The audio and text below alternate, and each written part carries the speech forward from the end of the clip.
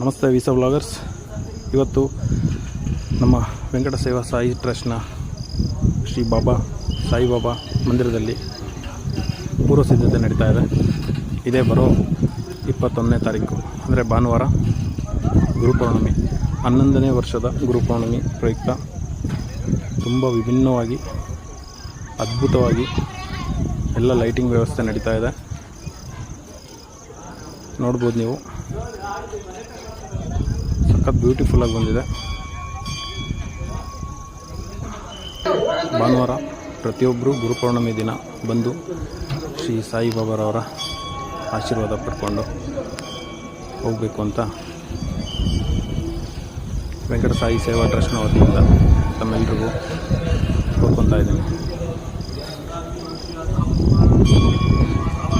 ನಮ್ಮ channel subscribe ಮಾಡೋದು ಮರಿಬೇಡಿ.